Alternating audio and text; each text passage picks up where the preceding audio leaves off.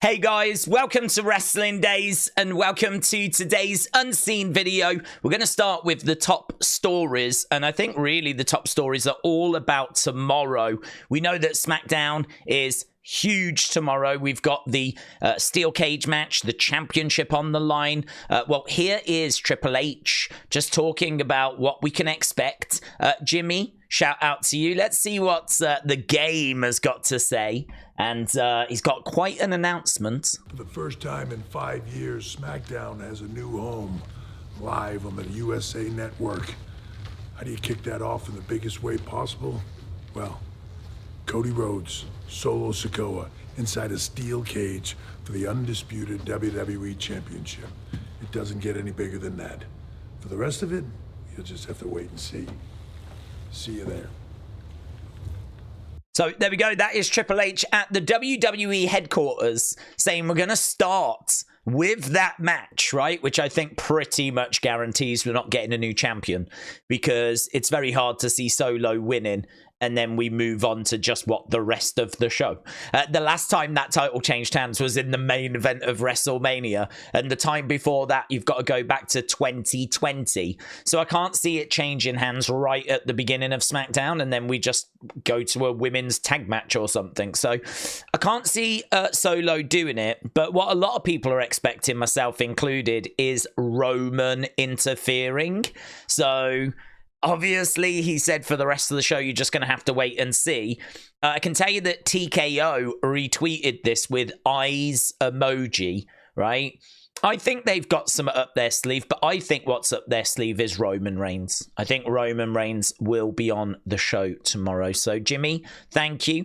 And just to kind of cement that further, WWE has got Roman on the poster for this Friday. Now, we know that the posters aren't a guarantee that these are the people that are going to be on the show, just like if they're on posters for PLEs.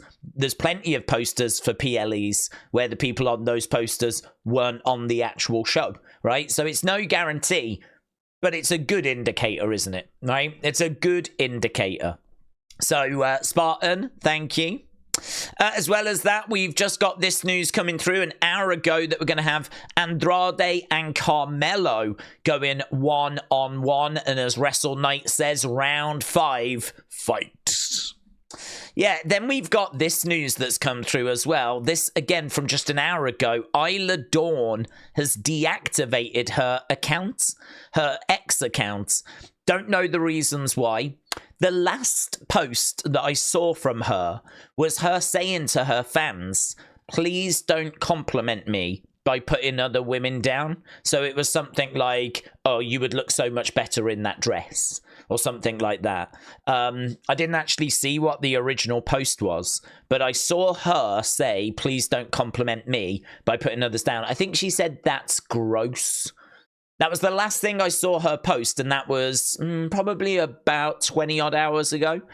And then this has happened. So I don't know if there's been another incident or if she just wants a break or what's happening. But if she wants a break, I don't think she would necessarily deactivate her account. So very interesting situation. Normally, this doesn't turn out to be anything. We've seen lots of superstars do this in the past. It's not that she's been released or anything like this, but just something to be aware of. As well as that, we got a spoiler of a Raw star that apparently is going to be at SmackDown. If you don't want to know, jump away. I'm going to say the name, right?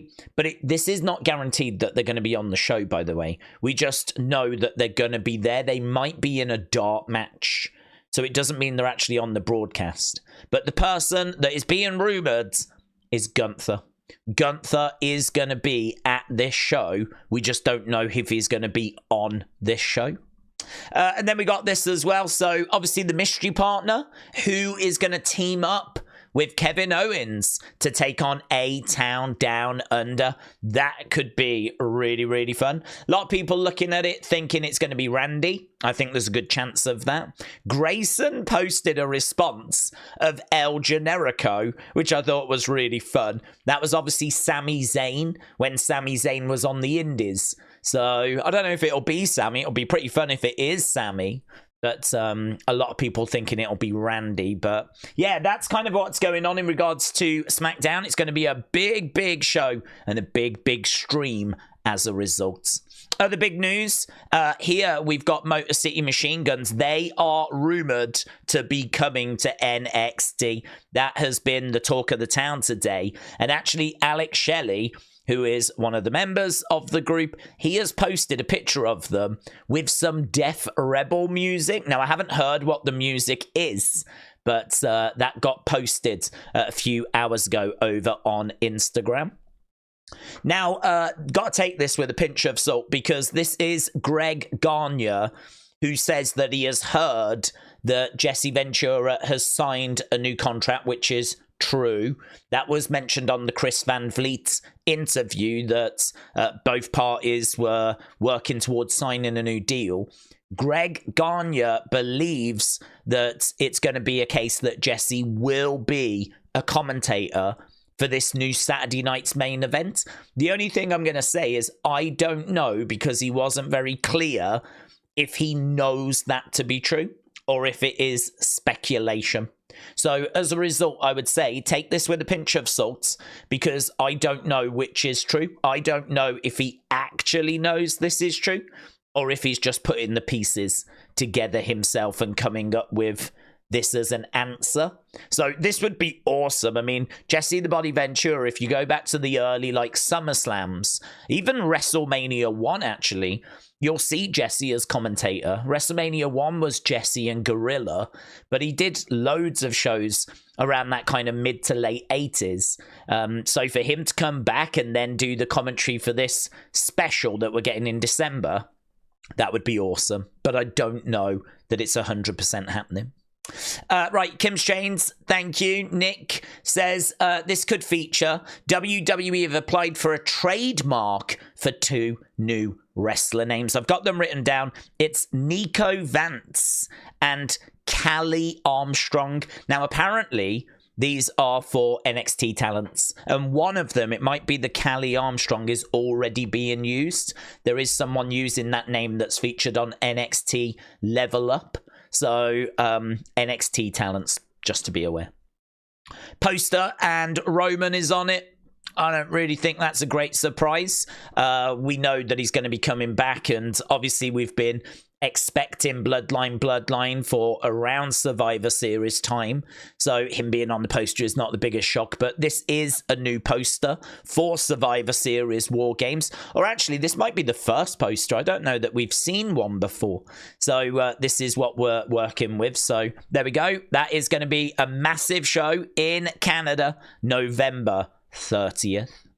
Right, I got tagged in this yesterday. I wasn't sure where it come from, but Dave lets me know it was WrestleNomics. These are the year-to-date, and it's only apparel, right? So this is like shirts, like items you can wear.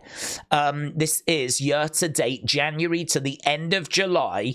These are like the top-selling superstars. So Bray for 2024 is currently in at number 8 for the year.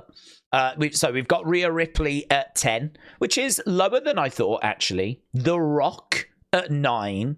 He has had a big year. I mean, I'm sure The Rock sells merch every year, but if you think about all the stuff he did in the lead up to WrestleMania, probably makes sense. Bray Wyatt, obviously a massive year with the documentary, and obviously the Wyatt 6 coming in and everything. Then we've got Randy, which big year for him, because of course he only came back at the end of 2023. Stone Cold, I think, is amazing, because Stone Cold hasn't done anything this year in WWE. That's just Stone Cold merch that's still selling. That's amazing. Generic WWE at 5, Roman Reigns at 4, which is, I mean, I would have put good money on him being either 1 or 2, to be honest.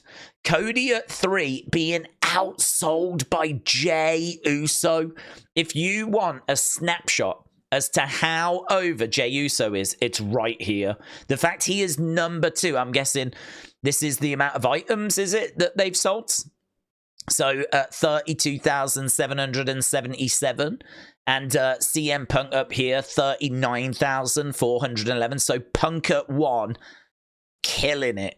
Jey Uso at 2, Cody at 3, Roman at 4, generic WWE at 5. I mean, if ever you want to know why these superstars are earning the kind of money that they're earning, it's these kind of things that indicate why, because they shift tons of merch. I think I'm reading this bit right about that being 21,326 items, which, I mean, you can run the numbers and it'll tell you kind of how much rough ballpark. I mean, if a shirt is like $40, for example, you know, but then I'm sure there's items more than that as well, like, you know, the jackets and stuff that they sell. So yeah, I thought you'd find that interesting. I'm sure there's more info if you do go over to WrestleNomics. Right, yeah, Punk's going to be on NXT next week. It was announced on the show, but I know not everyone watches NXT. But Punk's going to be on because we are working our way towards the switch. We're going from USA Network to the CW Network. We know that Punk's going to be on that first episode when we make that switch, but he is also going to be on NXT next week to make a special announcement. So NXT next week is going to be worth tuning in for. So German Popo Jr., thank you. And yeah, we've got this. I thought you might be interested in seeing this, Wrestle Night, thank you. This is from TKO, and they're just kind of really talking about how they're only just getting started. We're a year in. We're just beginning. This isn't even chapter 1. Right now, TKO is a rocket ship. I mean, no other way to describe it. The start couldn't be better. We've come out of the gate fast, and now we just have to sustain. Huge followings of our fighters and our superstars. Huge storylines, brand equity, generations of parents and friends that have followed WWE and UFC for years, if not decades. It allows us to really stand out. And as you look at the different layers of business, from ticket sales to our global partnerships team, cities and countries that will pay for us to bring our properties to town, the demand is truly insatiable. So he just keeps going on singing the praises of TKO, but basically saying that they've only just got started, and a lot of business talk, talking about how cities are bidding for their events, how the sponsorships and the advertisements are doing really well. So it's obviously really interesting to hear from TKO. That's the company that owns WWE and owns UFC. So, you know, that's the company that The Rock is on the board of. That's the company that Vince was on the board of. So, obviously, hearing from them is very interesting. So, that was the top story. That was WWE. I think we can go to fun now. So, Motor City Machine Guns coming in. Yes. I don't know why that's in that folder. Botch. We've had a botch. Right, do you remember this? So this was the Hayley Welsh Hook Tour girl. She is starting her own podcast, which is Talk Tour, right? Which is obviously very close to LA Knight, who says, let me talk to you, right? So he saw that and he was like, that's quite close. Well, this was on September 5th. It took her a while, let her off, right? But she's finally found a response. And so she's come back with this. I'll talk to you, but you need to know when others say, oh no, I say, oh yeah. And there is, I think that's LA Knight as Macho Man, and that is her as Miss Elizabeth. So that was her reply to LA Knight. I mean, it took her a while, in all fairness. But there we go. I mean, maybe that's a partnership for the future, right there. This is the world we live in now. This is this generation's Macho Man and Miss Elizabeth. This is the current day Miss Elizabeth. Very different to the OG Miss Elizabeth. Right, we'll save that for a second. Here's Kelly. Just tag me in this from Chelsea Green. We're here to ask the hard-hitting questions. Oh, it's one half of A-Town Down Under. Grayson Waller, who is your all-time favorite Canadian? Not Sami Zayn. She's definitely a trailblazer. One of the best of all times. There's been such a legendary list of Canadian performers. Kofi Kingston. That doesn't even make sense. We're here with Sir Nicholas, the Nick Aldis. But I probably have to go with The Weeknd. She's beautiful. She's charismatic. She's funny. Trish Chelsea Green. Chelsea, my favorite. You know that? Yeah. But like, what about me? What about you? Chelsea Green. So what you're saying is it's Chelsea Green. My answer would be anyone but you. Italian Nightheart. What? I'm doing this. You thought I was gonna say you? Cut. All of Nickelback. Love those guys.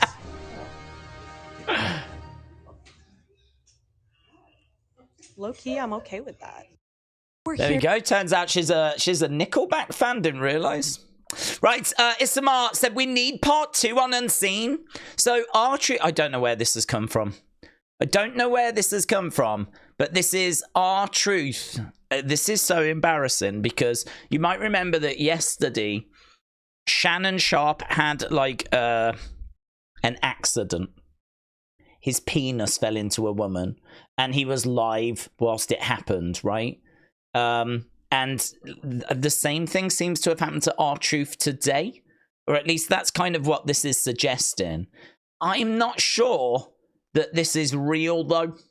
So as a result, I'm going to play it. So here we go. This is R-Truth having a mishap. Turn around. Turn around.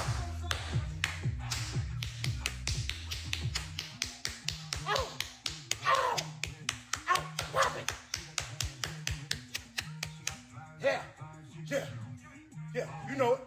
Yeah, you know it. Son, yeah. I got you, Oh, Poppy. Oh, wow, come on, stop, Poppy. Yeah.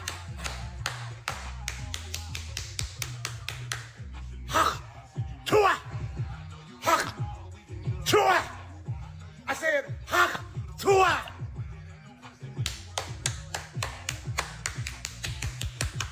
Yeah. Tuah. Turn around. Okay. It does actually loop, in all fairness. Is it bad that we just got to a bit and my brain went, no, we've heard this before? And I was literally only 3 seconds in, wasn't I? I was only 3 seconds in and my brain went, we've heard this before. That's how closely I was paying attention. That's how close I was paying attention. We only looped by 3 seconds. There we go. I hope this kind of content never ends, to be honest. So I'll leave that up to you as to whether you think that R-Truth was actually caught out there, or maybe it was just a reconstruction. So there we go. That was the fun folder.